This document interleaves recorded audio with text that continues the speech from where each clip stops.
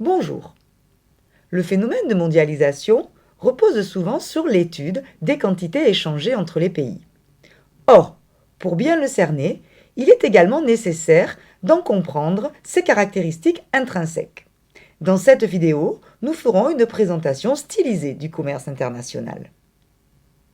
Ce graphique nous présente l'évolution du commerce international depuis 2000. Attention, une information importante apparaît dans le titre. Il s'agit d'une lecture en base 100 par rapport à l'année 2001. La lecture en base 100 nous permet d'exprimer directement l'évolution d'une variable par rapport à l'année de référence et ce en pourcentage. Ici, nous voyons qu'en 2008, le commerce international a augmenté de 60% par rapport à son niveau de 2001.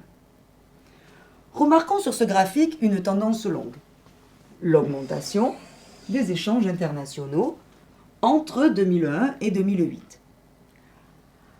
En 2009, les échanges internationaux ont fortement diminué.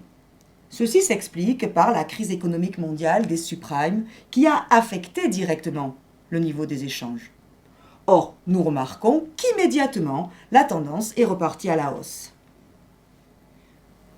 Voyons maintenant l'évolution des échanges extérieurs de la France entre 1978 et 2007.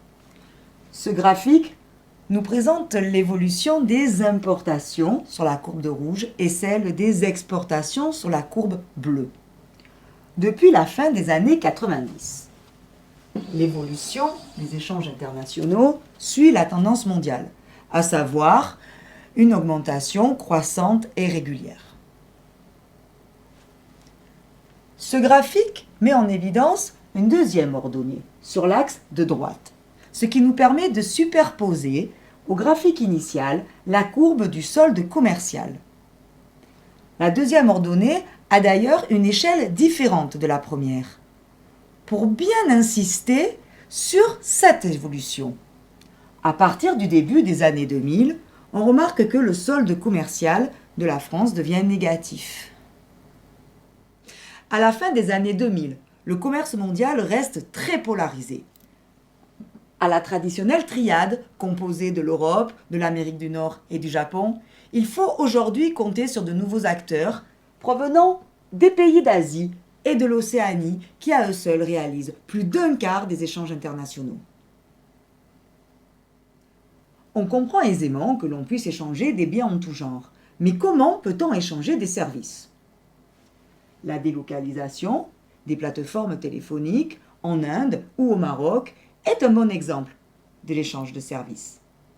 Plus surprenant, les pays industrialisés ont une tendance à délocaliser certains services juridiques.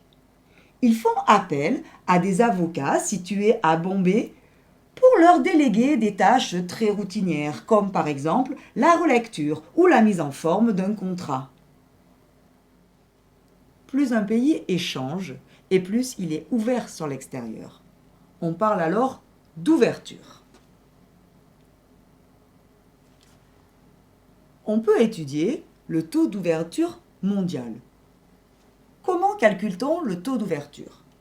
Ce taux d'ouverture se calcule par une formule simple. On fait la moyenne des exportations et des importations que l'on emmène à la valeur du PIB. Ici, nous avons la situation mondiale. Tout ce qui est exporté est donc automatiquement importé. Pour cette raison, les exportations sont confondues avec les importations. Comment a évolué le taux d'ouverture mondial ? On remarque qu'entre 1980 et 2010, ce taux d'ouverture a pris plus de 10 points. Le commerce international est également un commerce intrabranche, c'est-à-dire que les pays échangent des produits similaires entre eux. La France, par exemple, produit des voitures, ce qui ne l'empêche pas d'en acheter à l'étranger. Ce même commerce international est également un commerce intrazone, l'essentiel des échanges s'effectuant à l'intérieur d'une même zone géographique. Prenons le cas de l'Europe. Presque les 3/4 de ces échanges s'effectuent entre les pays européens eux-mêmes.